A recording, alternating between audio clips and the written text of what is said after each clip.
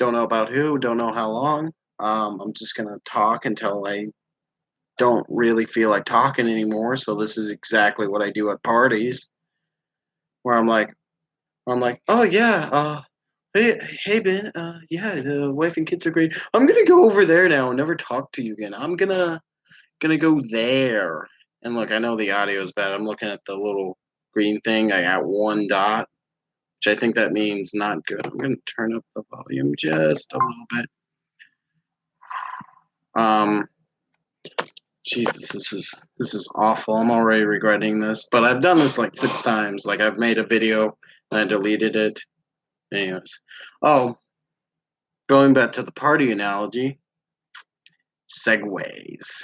They can go backwards as well as forwards. But yeah, I'll either be like, "Oh, nice wife and kids, Ben. I'm gonna go over there because I don't want to talk."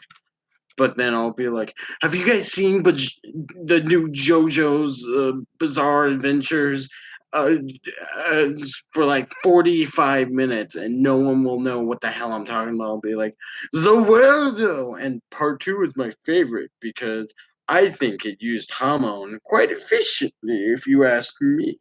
Mm. Yeah. Let's talk about JoJo now that I'm talking about JoJo. Oh my god, that fucking show. That fucking show. It's so dumb, and I love it. I love it so much. It's insane. It you know what it is? I'm a I'm a stand-up comedian. I'm not a good one, obviously. Otherwise, I would have a big fancy microphone that would look like a dick right here, and I'd be like, "Oh, you could hear me properly." But I don't have no equipment. I'm just some dude that lives in his parents' house with Spider-Man posters everywhere, and yeah, yeah. What was I talking? Oh yeah, but JoJo's talking about the writing. It's so dumb, but it's so passionate. It's like, yes, we're doing this. This is the thing we're doing. And so many writers, when they start, even in comedy, they're so like, ooh, but I must get it perfect. I must get it perfect, and it has to have no plot holes, and it has to be the perfect. No, just do something. Be passionate about it, even if it sucks. People will still respect you if you put like your heart into it. Um, but there are so many writers that like, no, I want it to be perfect, and they're they're what I like to call mental masturbators. They're like a bunch of stoners that watch Rick and Morty, don't really write, or they do write, but they never publish it or show it to their friends because they're like, no, it must be perfect. I know so much about writing because I watch YouTube videos. Like, no, you only can know about writing if you write and get criticized and do it over and over and over again. And like I said, I'm not very good at comedy, but I'm a lot better than people that don't do comedy. It's gonna be my fucking tombstone. Sam Bob Patrick.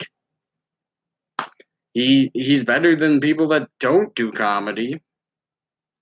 That's how I want to be introduced next time. Yeah, it's comedian. He's better than the other audience members, we think.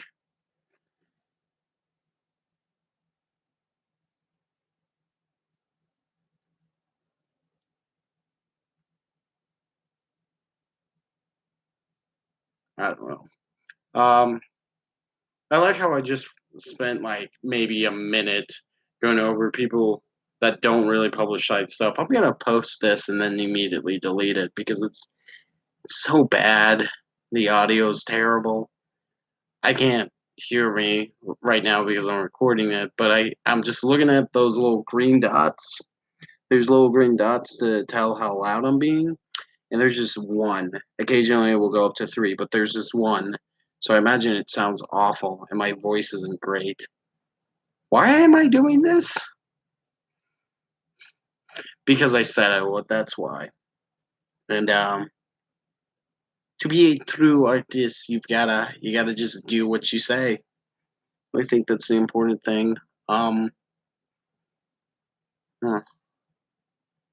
You know what got me doing this is My friend has a podcast called Death by Cheeseburger, and it's amazing. You should all check it out. Ben Terhune, he does comedy with me, and he writes some story. I haven't read any of his writing, but yeah, that's what got me into doing this. And I did it like 6 times, kept deleting it, and I just didn't like it. I'm like, you know what? You're not gonna like anything you do, because I'll show people my YouTube videos, and they'll be like, "Man, you're getting really good laughs," but then I'll watch it by myself, and I'll be like, "Oh, these laughs suck. This audience is not into me." Or I'll watch one of my YouTube videos where I think I got good laughs, but I also know that like my mom's in the audience and like people I know are in the audience, so they're laughing. Um, and I'll just be like, "Man, that joke's like I was so bad." Um, I I guess I just try to stay hungry, and I'm like I said, not very good, and so I just try to always be like, "Oh, I could have done this better, or this joke sucks, or like this is the way I should have told it." Um, but yeah, I've actually been thinking about a lot of comedy, particularly my comedy in general lately. And you should all go watch those videos because they're good. Even though for the past 4 minutes I've been saying I'm not good at comedy, I am. Um, but no, I've been thinking about that because I rediscovered Brian Regan, or I didn't rediscover. I rediscovered my love for him, and I'll be honest. One of my favorite comedians of all time is my favorite comedian is between Stephen Wright and Emil Phillips. I keep flip flopping those two. Those guys are brilliant. If you have no idea who those people are, you should YouTube them. They're fucking amazing, especially if you're into like weird, dryish humor. Yeah. But I grew up with Dan Cook, and I don't really like him now. He's got some really amazing bits, like the Burger King bit is very good. And you know what? I'm gonna pause that conversation right there and go to this one. Just say, look, you may not like a comedian, but you got to admit when a good bit's a good bit. You got to look at comics. You got to look at jokes or bits as paintings, not like the whole character. I know that's hard, but that's how I do it. Like whenever I look at Bill Cosby's old stuff, I'm like, I don't.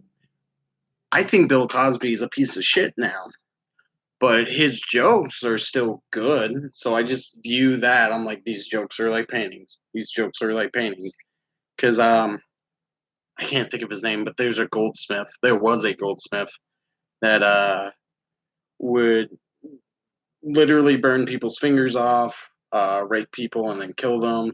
And still, his stuff is in museums, and no one's like, "Hey, wait a minute." So yeah, that's just my thought. I think we should just view view each joke as a painting because we don't go around saying like, "Well, Picasso was actually a piece of shit, so his art shouldn't be there," because that's insane. And if you can't do that, that's fine. It's just like I think it's insane for everyone to be like, no, no Bill Cosby whatsoever. Anyways, going back to Dan Cook, I grew up with him, and I was like in fifth, sixth grade. It was around the same time YouTube became a thing, so I would watch his stuff, and I would laugh, and I would think, man, like you gotta have like a bad life and bad parents in order to make jokes. And then I saw Brian Regan, and I'm like, no, like Brian Regan is someone I stuck with. I didn't stay with Dan Cook because I don't think he's that funny anymore. But Brian Regan, I still think it's funny because he taught me that you can make the most mundane things into funny things. And also, I think it's good to watch him now because so many people want to have points and not jokes in comedy. Like so many people are like, well, I will present my point and people will laugh because I am right. It's like, no, no one gives a shit. Just tell your joke. Just make it funny. Make yourself look like an idiot. Be wrong. Because to me, I personally don't think comedy is a talent. And I'll prove it right now. Which is funnier? A guy jumping over a table, catching four plates, and then juggling knives, or a guy who slipped on a banana peel. Oh shit, did I prove comedy? I think I proved comedy. I didn't mean to get genius in my hair, in your guys' hair, everybody. But yeah, he would just take the most mundane things and make himself kind of look like a dummy. And his new special is pretty good too. But I think uh, the one I think he did on an improv theater is the best. That was my first one. He's got a great hospital joke. His joke about being a little kid who can't spell is fucking amazing. You should all YouTube him. You should all YouTube him. Um, what else? Dan. Like I said, Dan Cooks. He's got some good bits. I love his Burger King one. I think that's pretty good. I don't. I don't really think. This is so bad. I'm like looking at this now. I'm like, oh fuck. I'm gonna stop. I'm just gonna pretend I'm talking to myself. Um, I think what people have a problem with him is his like fat cock. He has a very fat cock, and I can see that. That's why I stopped listening. Is because it's like, ugh. And I don't even care if you're self-congratulating. I've been told I have a big dick, and I was actually told this by a guy that blew me on the side of the road. He said, like, man, your dick does not match your confidence level. I don't know how I haven't made that a bit, but I'm going to. And it's just so. But he would just be like, I have a girthy dick, a very fat cock. He'd just be like, oh, oh. So, yeah. So this is my first time I gotta figure out because I'm running.